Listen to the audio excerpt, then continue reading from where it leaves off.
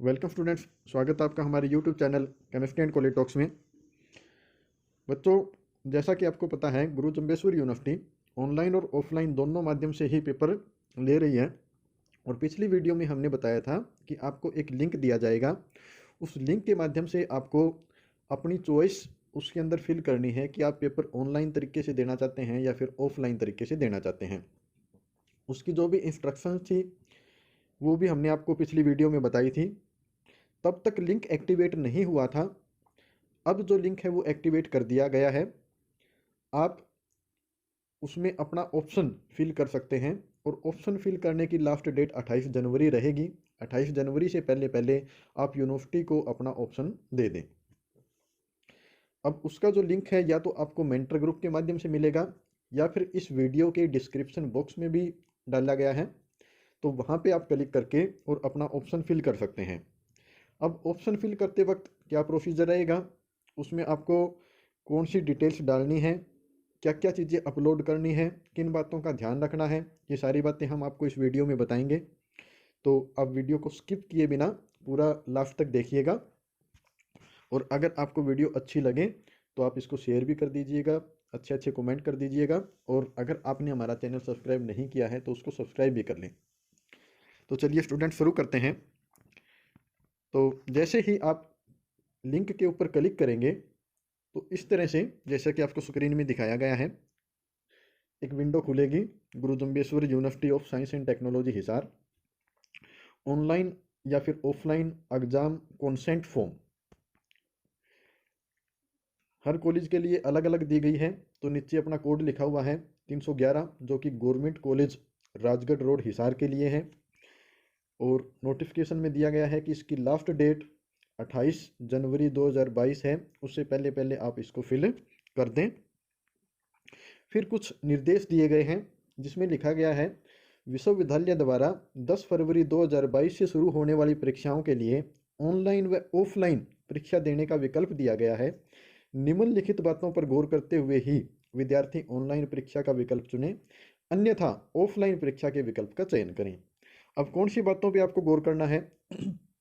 सबसे पहला, ऑनलाइन परीक्षा विश्वविद्यालय के द्वारा निर्धारित किसी एजेंसी के माध्यम से कराई जाएगी, जिसमें विद्यार्थी पर आर्टिफिशियल इंटेलिजेंस व मैनुअल मॉनिटरिंग द्वारा निगरानी की जाएगी कि बच्चे के ऊपर पूरा ध्यान रखा जाएगा, वो कॉपी तो नहीं कर रहा, एग्जाम सही से दे रहा है। दूसरा है, विद्यार्थी के पास अपना लैपटॉप या फिर कंप्यूटर या स्मार्टफोन और उच्च गति का इंटरनेट कनेक्शन होना चाहिए। तीसरा, विद्यार्थी जहाँ भी परीक्षा दे रहा है वहाँ इंटरनेट की कनेक्टिविटी अच्छी होनी चाहिए। कोई भी बहाना नहीं चलेगा अगर बीच में कनेक्शन डिस्कनेक्ट हो जाता है तो। अगले पॉइंट में कहा है, लैपटॉप, कंप्यूटर या फिर स्मार्टफोन, इसके द्वारा जब हम स्कैनिंग करते हैं तो बच्चे को स्कैनिंग का पूरा ज्ञान होना चाहिए, क्योंकि आपको पेपर को स्कैन करके उसकी पीडीएफ बनानी है, तो आपको स्कैनिंग का भी ज्ञान होना चाहिए। अगले पॉइंट में कहा है कि परीक्षा में प्रश्न पत्र ऑनलाइन और ऑफलाइन माध्यम का एक ही समय होने के कारण परीक्षा का समय निर्धारित रहेगा, उसमें कोई बदलाव नहीं होगा। मतलब ये है कि ऑनलाइन और ऑफलाइन दोनों एग्ज़ाम एक ही टाइम पे होंगे, दोनों माध्यम से। जिस टाइम ऑनलाइन एग्ज़ाम चलेगा उसी टाइम ऑफलाइन एग्ज़ाम चलेगा। दोनों का क्वेश्चन पेपर भी एक होगा।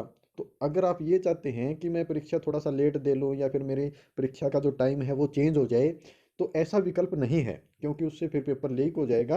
और यूनिवर्सिटी ने पेपर एक ही बनाया है इसके लिए, तो ऐसा विकल्प नहीं है कि आप टाइम को चेंज करवा सकें। अगले पॉइंट में कहा है, अगर कनेक्टिविटी, इंटरनेट कनेक्टिविटी अगर डिस्कनेक्ट हो जाती है या फिर बाई चांस आपके लैपटॉप में, कंप्यूटर में, मोबाइल में कोई गड़बड़ी आ जाती है, तो उसके लिए जो जिम्मेवारी है स्वयं विद्यार्थी की होगी। आप यूनिवर्सिटी को कोई एक्सक्यूज नहीं दे पाएंगे इस बारे में। अगले पॉइंट में कहा गया है कि अगर समय पे आप अपनी उत्तर पुस्तिका की पीडीएफ बना के और साइट पे अपलोड नहीं करते हैं तो वो जिम्मेवारी भी स्वयं आपकी ही होगी। तो अतः आपसे पुनः अनुरोध किया जाता है कि आप परीक्षा के विकल्प का चयन करने से पहले परीक्षा के विषयों की जांच भी अवश्य कर लें। मतलब आपने जो सब्जेक्ट चूज किए थे तो जैसे ही आप इस पोर्टल को खोल लेंगे आपको वो सारे विकल्प वहाँ दिखेंगे। तो आप पहले उनको चेक कर लें, अगर आपके विषय गलत हैं तो आप कॉलेज में जाके बताएं, कॉलेज यूनिवर्सिटी को बताएगा और वहाँ से वो ठीक किए जाएंगे। उसके बाद ही आप अपना ऑप्शन फिल करें, उससे पहले ऑप्शन फिल ना करें अगर आपके ऑप्शन गलत हैं तो। अगर आपके सब्जेक्ट गलत हैं तो आप अपना ऑप्शन फिल ना करें, सब्जेक्ट ठीक हो तो ही आप ऑप्शन को फाइनल सबमिट करें। उसके बाद नीचे लाइन दी गई है, I have read all the instructions carefully and will be responsible for the same, कि मैंने सारे के सारे निर्देश अच्छी तरह से पढ़ लिए हैं और इसमें अगर कोई गलती होती है तो उसके लिए मैं स्वयं जिम्मेवार हूँ। आपको उसके ऊपर क्लिक करना है। जैसे ही आप उसके ऊपर क्लिक करेंगे तो नीचे नेक्स्ट लिखा हुआ है, नेक्स्ट का जो बटन है वो ब्लू हो जाएगा और अब आप इसके ऊपर क्लिक कर सकते हैं। जैसे ही आप उसके ऊपर क्लिक करेंगे तो अगली जो विंडो है उसमें आपके सामने कुछ ये डिटेल्स आएंगी, जिसमें सबसे पहले आपको कोर्स सेलेक्ट करना है कि आपका जो कोर्स है, मतलब आपकी जो क्लास है, क्लास कौन सी है। अब इसके अंदर काफ़ी सारे ऑप्शन दिए गए हैं, जैसे एमएससी मैथमेटिक्स है, एमएससी बायोटेक्नोलॉजी है, एमकॉम है, बीबीए है, बीसीए है, बीए है, बीए इंग्लिश ऑनर्स है, बीए ज्योग्राफी है, बीए एलएलबी है, बीकॉम है, बीएससी नॉन मेडिकल है, BSc non medical with computer science, BSc computer application, BSc computer science with geography, BSc electronics, BSc medical with biotechnology, BMC, LLB, MA economics, MA English, MA Hindi, MA political science, MA psychology, MA Sanskrit, MSc geography, BA honours economics, BCom, PGDY, BSc mathematics, PGDCA, YMH, MSc zoology और MA yoga. ये सारी classes के इसमें option दिए गए हैं। तो आपका जो भी कोर्स है, आपकी जो भी क्लास है वो आप इसमें से सिलेक्ट कर लें। जैसे मैं जिस बच्चे की डिटेल भर रहा हूँ उस बच्चे की क्लास बीएससी है और विद बायोटेक्नोलॉजी है, तो मैंने यहाँ पे भर दिया बीएससी विद बायोटेक्नोलॉजी। उसके बाद अगला जो ऑप्शन है उसमें आपको रोल नंबर भरना है, बच्चे का रोल नंबर कितना है। अब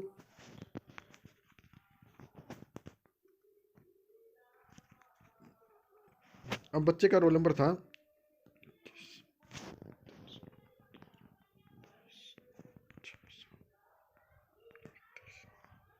वो मैंने इसके अंदर फिल कर दिया है। अब नीचे सर्च स्टूडेंट का एक ऑप्शन है, वहाँ आपको क्लिक करना है। जैसे हमने सर्च स्टूडेंट किया तो नीचे देखो इस बच्चे की डिटेल आ गई, जिसमें लिखा है कॉलेज, कॉलेज आ गया government college Rajgarh road Hisar. Student name आ गया, हिमांशु है इसका नाम। फादर नेम इसके अंदर नहीं दिया हुआ। उसके बाद यहाँ पेपर दिए गए हैं। पेपर में पहला है जैसे इंट्रोडक्शन ऑफ बायोटेक्नोलॉजी, दूसरा biochemistry 1, biodiversity of microbes algae and fungi, biodiversity of archegoniate, English 1, environmental study, animal diversity paper 1, animal diversity paper 2। ये सब्जेक्ट दिए गए हैं। अब आप इन्हें अच्छी तरह से चेक कर लें क्या ये सब्जेक्ट आपके हैं। ये सब्जेक्ट अब मैंने चेक कर लिए, यही हैं। अब नीचे सेलेक्ट एग्ज़ाम चॉइस, यहाँ आपको भरना है ऑनलाइन या फिर ऑफलाइन। अब जैसे मैंने यहाँ सेलेक्ट कर लिया ऑनलाइन एग्ज़ाम। अब ऑनलाइन एग्ज़ाम के लिए नीचे इसने एड्रेस मांगा है जहाँ बैठ के बच्चा एग्ज़ाम देगा। अब जैसे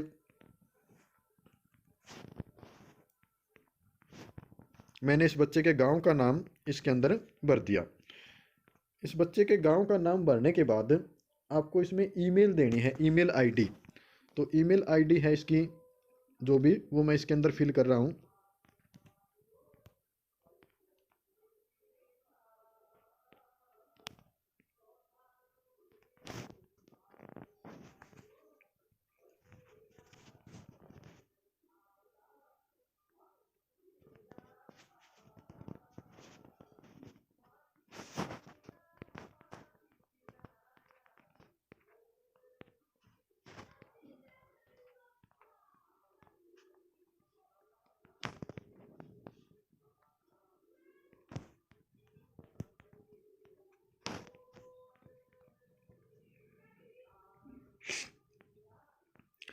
तो जीमेल आईडी मैंने इसमें भर दी। उसके बाद आपको रीटाइप ईमेल एड्रेस, जो जीमेल आईडी थी आपको दोबारा फिर से टाइप करनी है, तो हमने वो टाइप कर दी। उसके बाद नीचे है गेट ईमेल ओटीपी।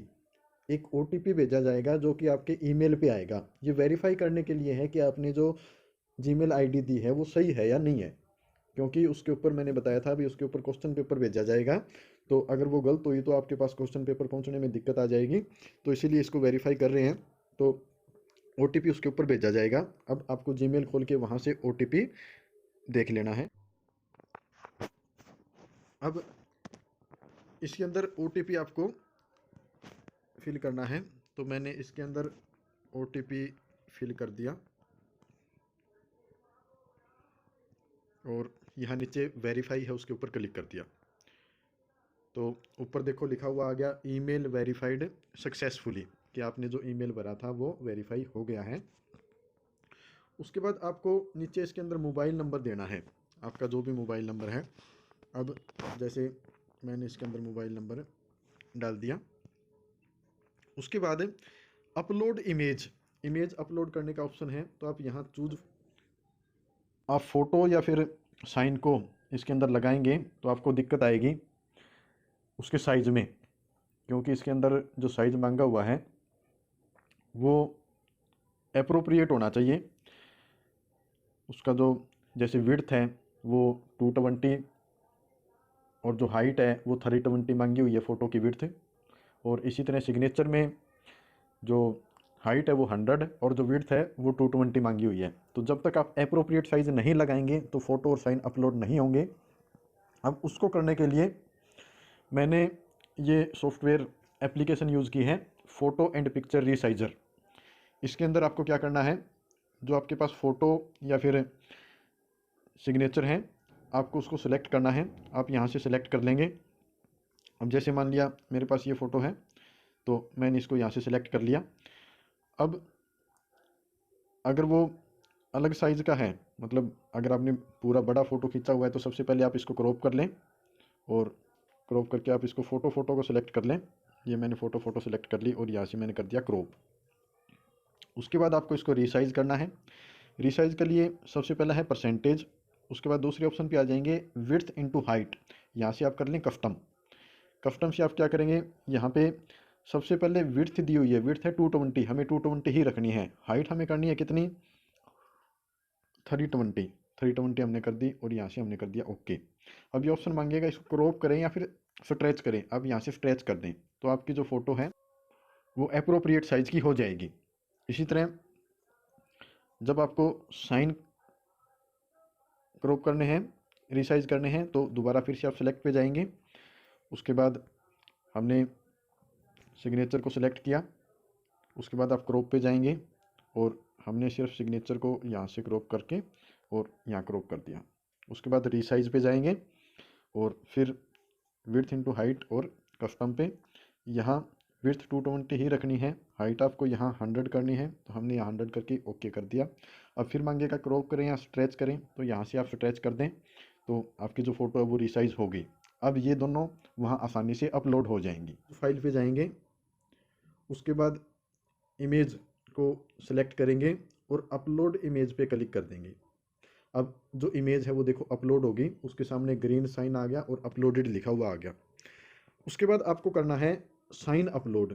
फिर दोबारा फिर वही चूज फाइल, यहाँ से आपको अपने सिग्नेचर चूज कर लेने हैं और अपलोड साइन पे क्लिक कर देना है। अब देखो यहाँ पे अपलोडेड आ गया, इसका मतलब साइन और फोटो दोनों ही यहाँ क्या हो गए, सबमिट हो गए, अपलोड हो गए। अब नीचे देखो अंडरटेकिंग है, अंडरटेकिंग में क्या लिखा हुआ है उसके ऊपर आपको क्लिक करना है अंडरटेकिंग पे। अब क्या क्या है वो मैं आपको बता देता हूँ। पहले पॉइंट में लिखा है कि आई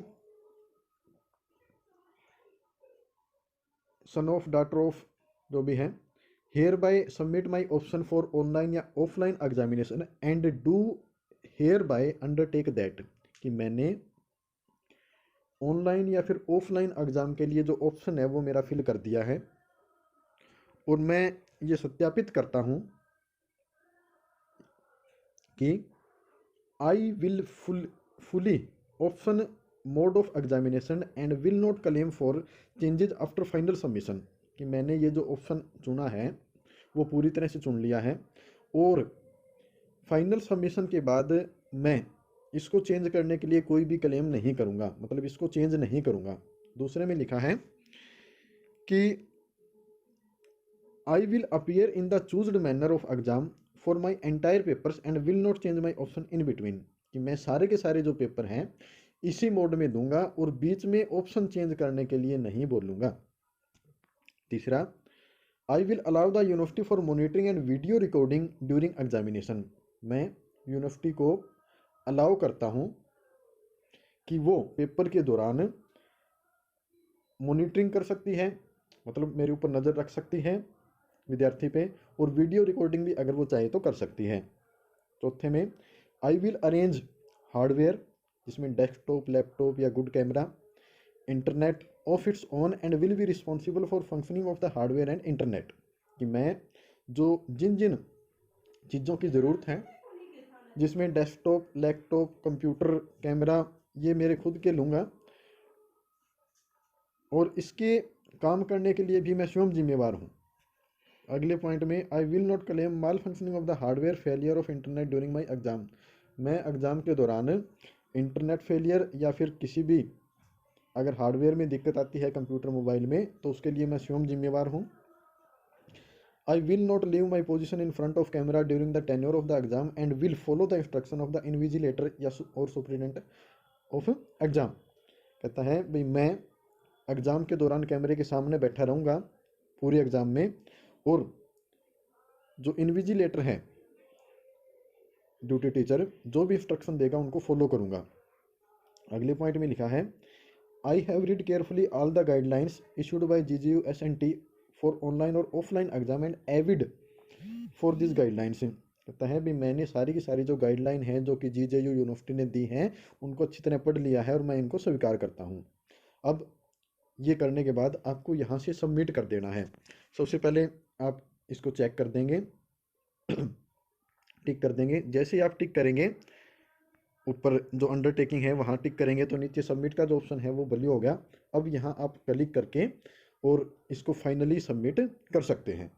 तो जैसे ही आप फाइनल सबमिट करेंगे आपके पास एक प्रिंट निकल के आ जाएगा, अब वहाँ से अपना इसका प्रिंट लेके और रख सकते हैं। तो इस तरह से बच्चों आपको, तो इस वीडियो को आप ज़्यादा से ज़्यादा शेयर कर दें ताकि ज़्यादा बच्चों तक ये पहुंच सके और वो अपना ऑनलाइन का जो फॉर्म है वो अच्छी तरह से फिल कर लें। Thank you.